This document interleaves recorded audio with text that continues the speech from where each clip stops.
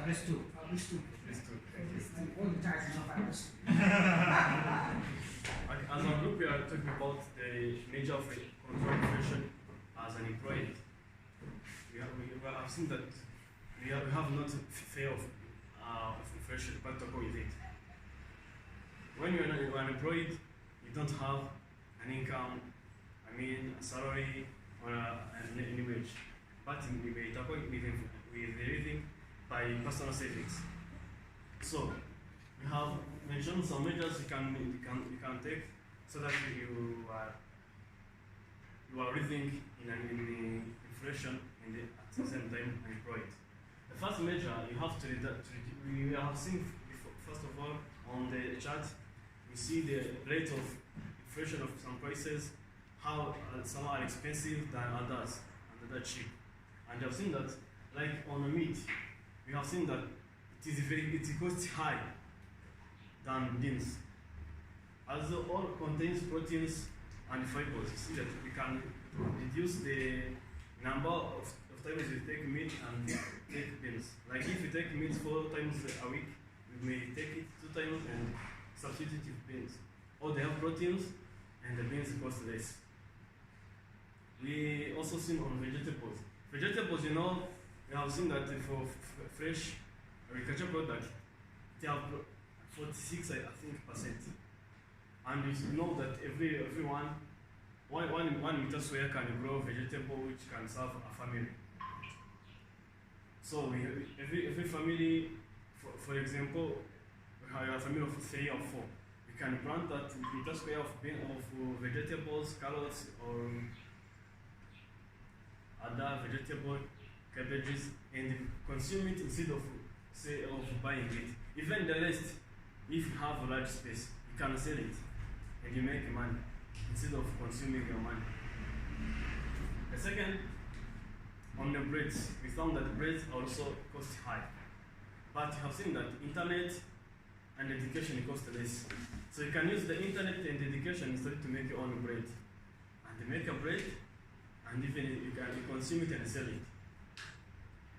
It will be the source of, you'll be self-employed by selling your bread and also reduce the cost of bread, the money you spend on buying bread.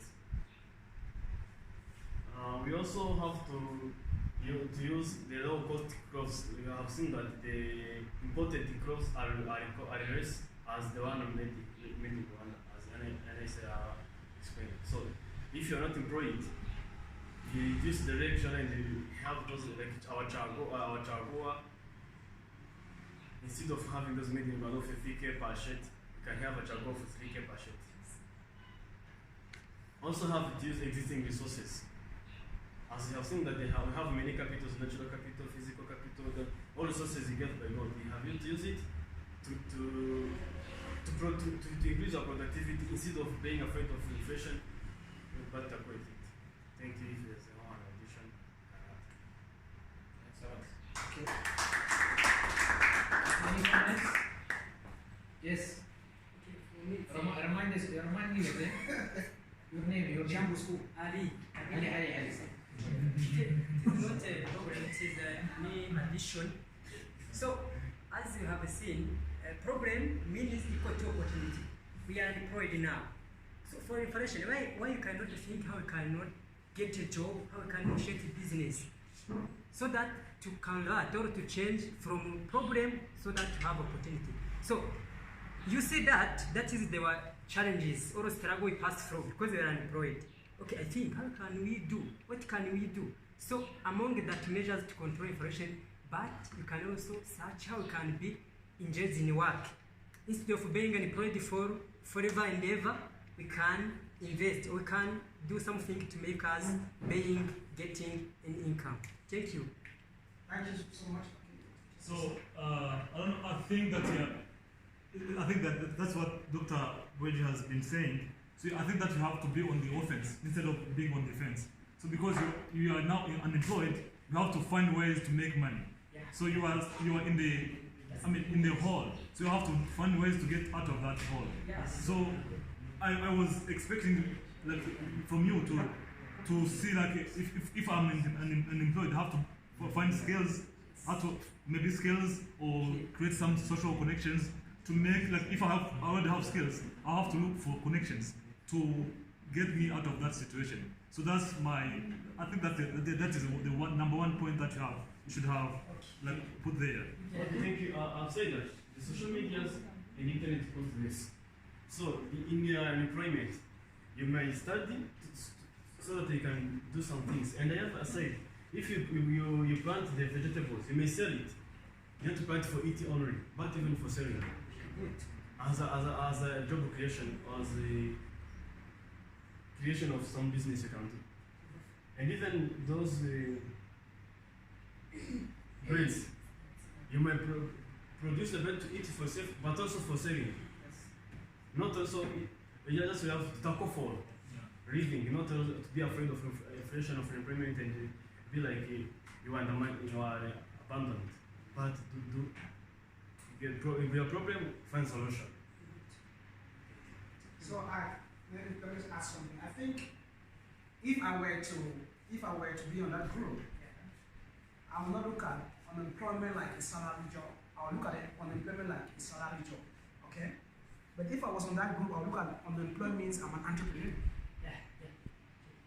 Okay? And as an entrepreneur, nobody pays you salaries, nobody employs you. You work for what you create. That's how I would think along that line. Then of course, if you're unemployed, it gives you the ability to create. Entrepreneurs are always creative people. And then associativity, meet people. But if you actually say, okay, you don't have a job or you don't have an entrepreneur skill, the key role is for you to offer yourself as a volunteer in any reputable company. Because when you start as a volunteer, you understand the mechanism of the whole institution. I begin to build trust. I'll give you an example. My career started like, boom, I had to work for 2 years without salary. I was seen by investment firm. I was record. I worked for 2 years. Nobody paid me that much. I was blending my theoretical skill with the practical skill. And later on, I worked for 10 years. And that's why I acquired the skill by doing what? Thinking out of the box. I'm going to volunteer in this company because I want to get. So we must always use our social economic leadership, association, volunteer, service, so that people know you. So on your part, I think you said it well, because when I look at an employer, I consider you entrepreneur. I didn't consider you it's like worker. Thank you. So I'm presenting on behalf of the group 3. So we are working on the low income. So we are trying to see how can we survive if I'm earning a low income salary or income, I'm getting low income, how can I survive that during inflation? So we take our case study and we take a person who's earning $50 between 50 and 120, $50 US.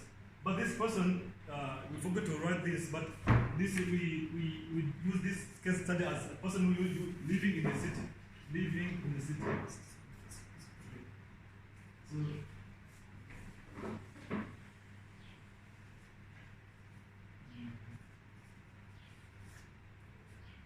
So this is our case study. So we came up with different methods to survive this inflation, and not only survive but thrive during this inflation. We found that the first method to survive is to cut off some expenses, big and unnecessary expenses. So we found that eating out or going in restaurants, in hotels, and recreation, on drinking some alcohol is not a good way to survive or to cut off, to save money. So first of all, you have to save. No matter how small money, the amount of money that you're earning, you have to save before you have to be on the offense. So you have to defend, then attack. So you have to cut off some big expenses before you start to invest. Then the second strategy, we come up with making small investments. So there are some small investments that you can make online, like buying some bonds. So for 20 or 15,000 Rwandan francs, you can start you can invest. So in treasury bonds or stocks online, you can trade. So this is a kind of investment. So the second investment, for the big investment, this is for the small investment. Then if you want to go big, that we found that you can, because you can't do that alone. First of all, you are earning a low income, so you have to find a way to make that, to come together as a cooperative or as a group, as a whatever, then put together small amount of money each. If you come up with $20 and my peers come up with 50 or whatever, we may collect like 200, let's say 1 million francs. So for this 1 million, you can have now that you have a big investment portfolio that you can invest this big money into. You can start a business, you can venture into agriculture, you can go into business, you can buy real estate. So because you have gotten to a big money, you have big money now. So the last, which is like, but it's a matter of time we could have come up with a lot of more than this.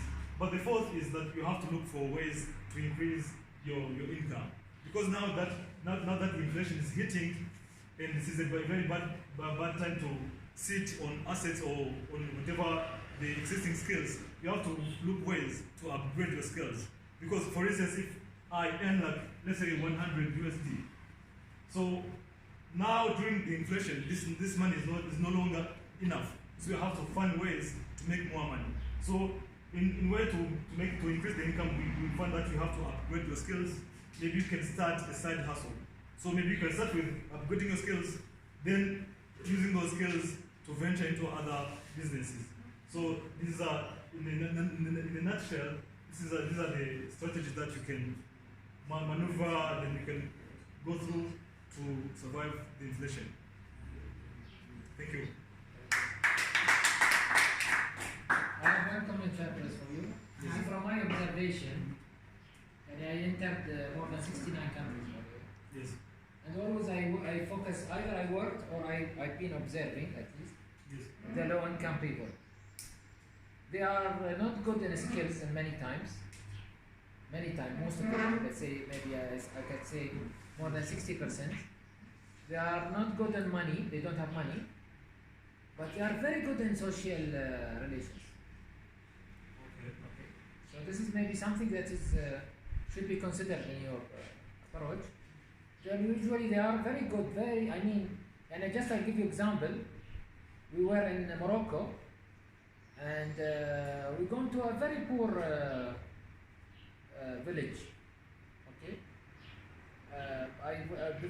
and this village was, they are the mountains. Okay, from Amazigh. Amazigh is not Arab, but Amazigh is majority of this area of northern Africa used to be Amazigh. Okay, but we found something that we don't have as people who's living in the capital. Yes. Their social relation, their socialism. I directly capitalized on that.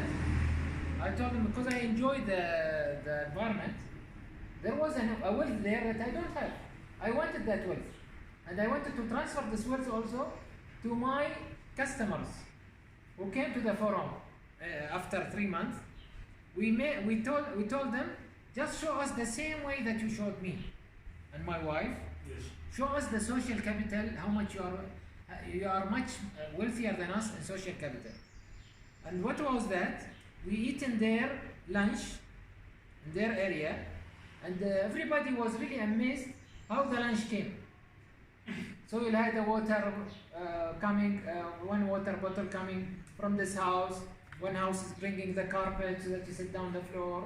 The other house is cooking for you and so on. Of course, we gave them some money so that they prepare for us some of the food and so on. But I'm saying that these are things, by the way, that we need to really search for.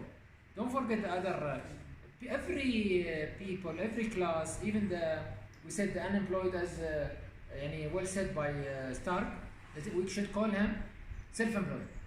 From now, even by the way, our mindset, and then we are self-employed, we are not unemployed. It means I can do anything I want. I'm not a slave for a job. Okay, I'm not an entrepreneur, yes, but I'm self-employed.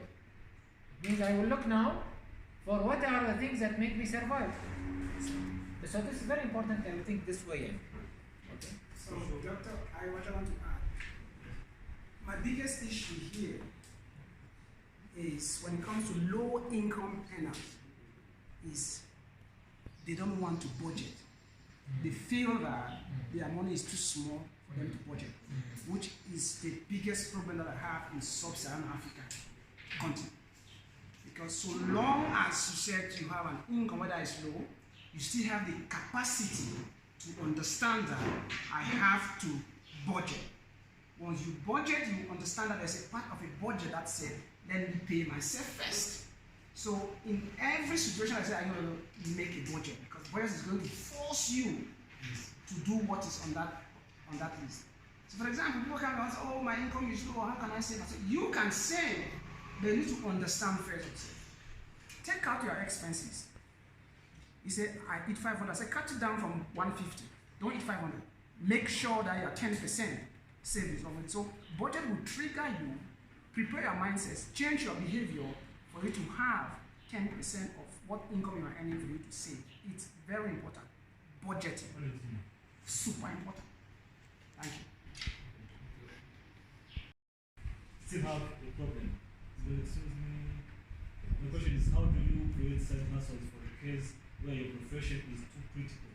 Example, a lawyer or a diplomat. I'm not sure if that's relevant. Sure. Thanks. This is a question for staff. Profession is too official. What's the question? So, how can you create side hustles when your profession is too critical? Or Like a lawyer or like a diplomat. so you need different licenses. I think. The diplomat is very good, I tell you. Diplomat, they are very good in lying. So the question is, how can you create a side hustle or a source of income, go into that income, create another option, employ people to work for you? That's a side hustle. You can generate income from creating an opportunity for the poor. For example, you can set up a greenhouse and they work for you and the money comes to you. That's a side hustle. You don't have to, or because you're a lawyer, or you can have a firm out of your regular employment. So that firm does work, does consultancy for you. You have employed people, you are paying them, and you generate income. It's just to think out of the box. But you got to start first. It's your budget. It is paramount. Thank you. I think I'll touch that area. Emphasizing on the value of it. But let's say if we will simplify this exercise, how would we do it? Let's say someone who have an income, right, has a salary, regardless of what's the cash flow into your lifestyle. What would be the exercise For the budget. for the budgeting? Good question. Budget start with, you start with a fixed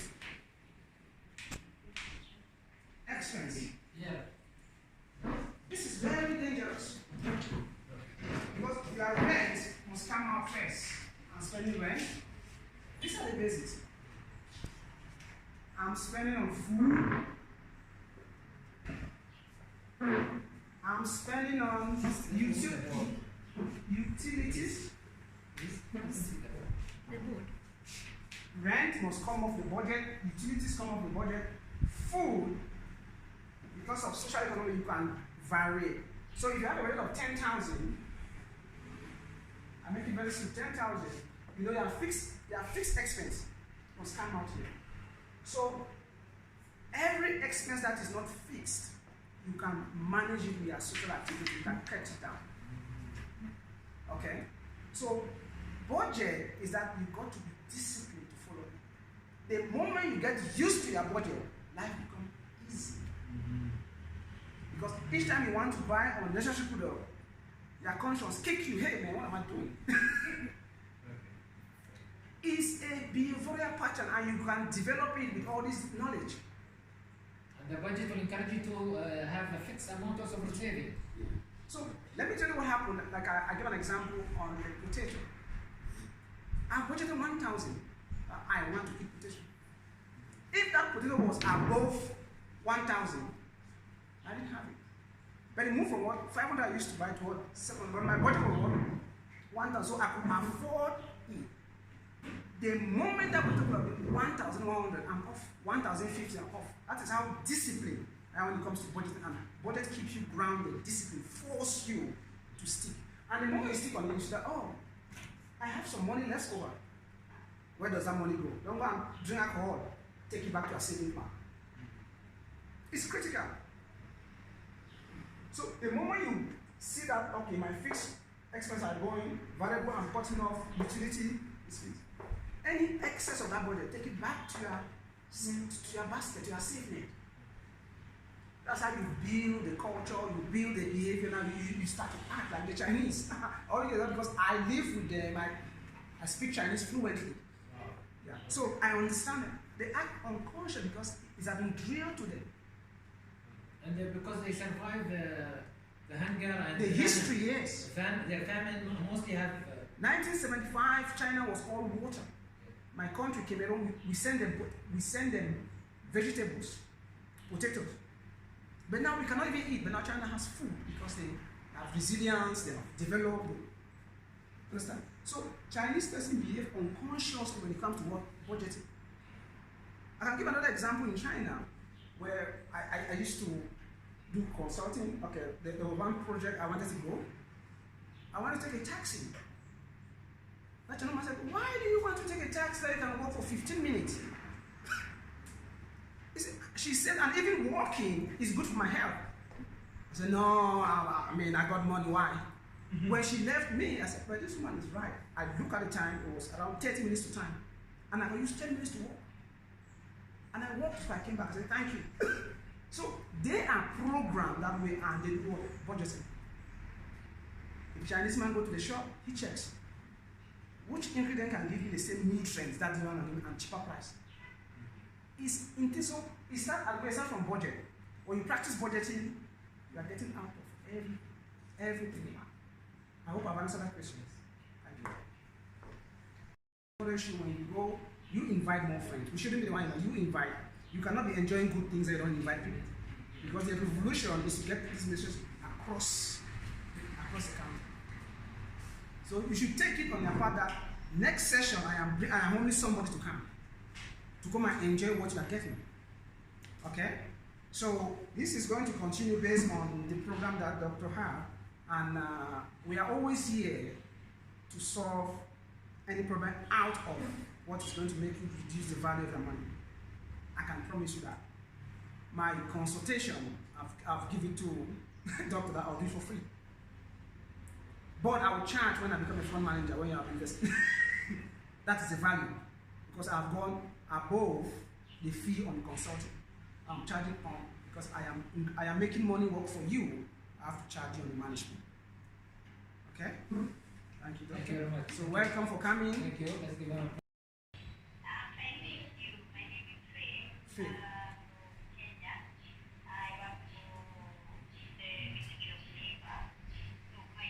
You can start there, guys.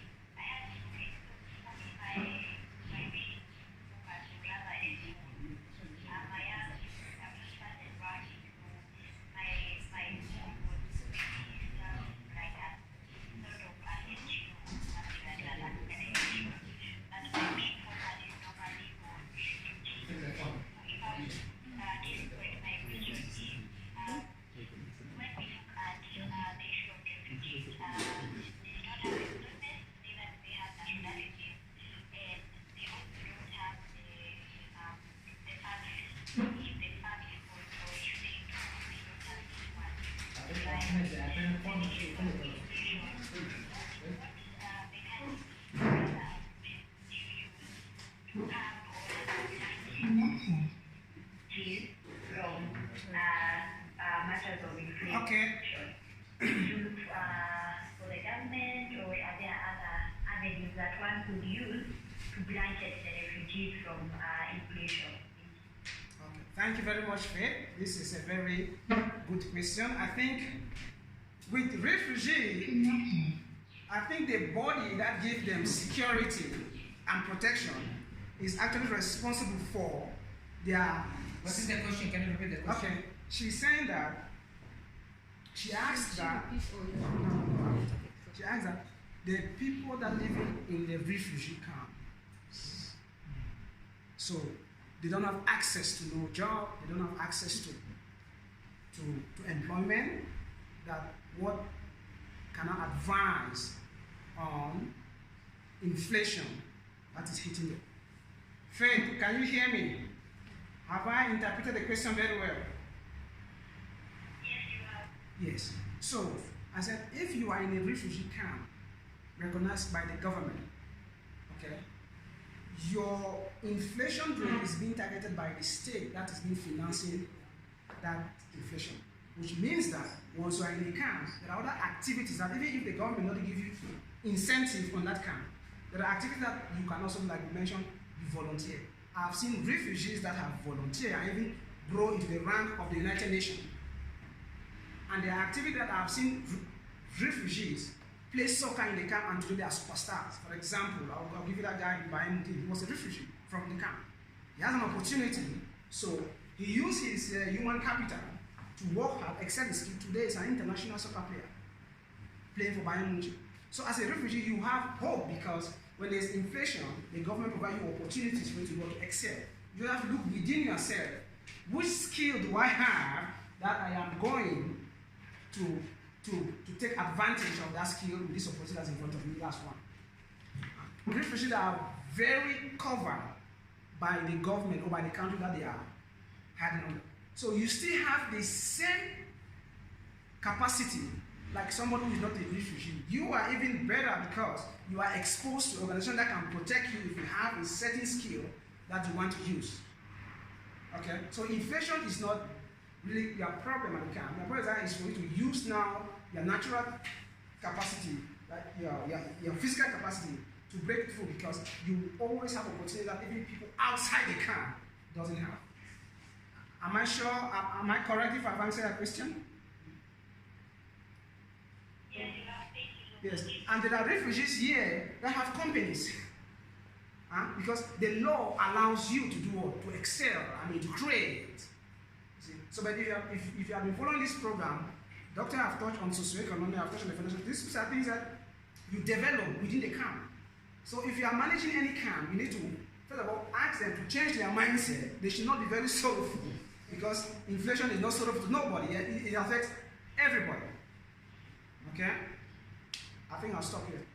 Thank you for the question and you have a paper on that, although I can send it to you. There's another one. Yes. My name is Beatrice. I'm also from Kenya. Just a minute, Beatrice. Put the speaker. Put in the speaker so that you can hear.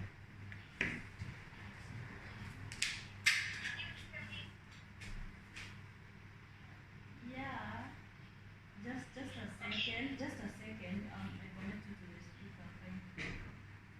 Okay.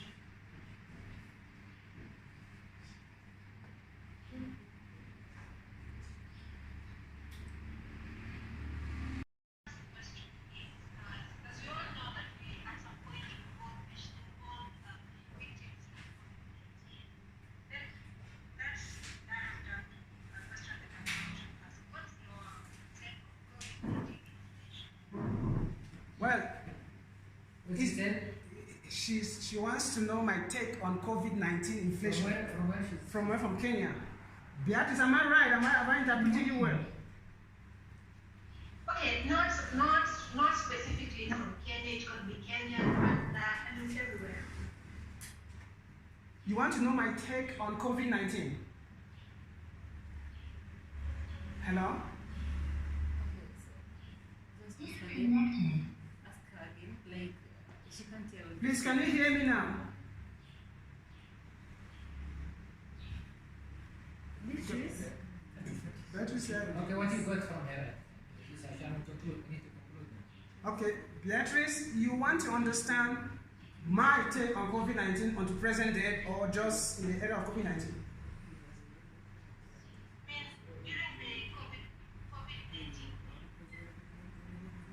During the COVID-19. During the COVID-19 period, how can you survive that during inflation? Okay, this is very straightforward. COVID-19, we understand that everywhere was shut down. And because everywhere was shut down, governments all over the world, they were using social security activities to try to keep their population in order. Some were giving money, some were giving food, some were giving activities to train the mindset of the people that is not going to end now. Some were even giving vaccine. So you, as somebody who wants to survive that period, you get yourself involved in any of the activity that government is doing. By then, you get yourself busy.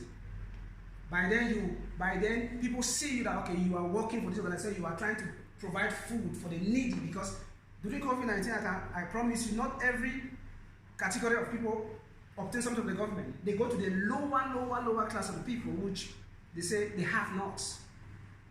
You see? But if I need to relate COVID-19 and inflation, it's pretty easy, because the very moment economic activity shut down, people will increase demand for something, and the people that have those supply will set up the price very high. So what happened? Government begin to push in what? Subsidies, stipends. In effect, they are polluting the economy with a lot of currency, a lot of money is coming in, and which reduce the value of the money that is circulating. I'm sure I've touched on what one, except you want to go to the second questions before we round up. Okay, my second question is, we see the West used stimulus projects, but China emphasized on tightening the monetary policy. You say the West or China?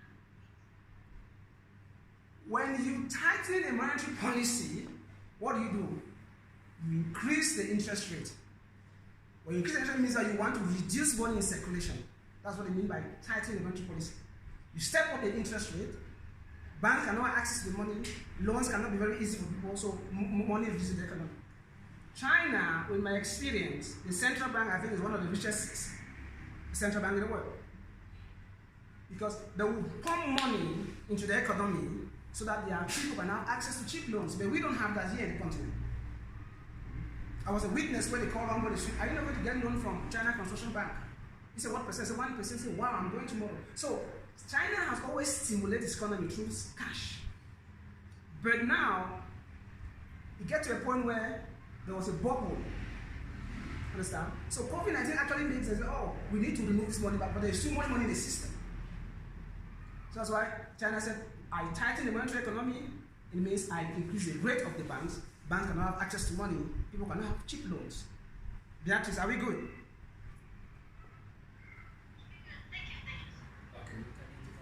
So this is the end of our 10-day workshop,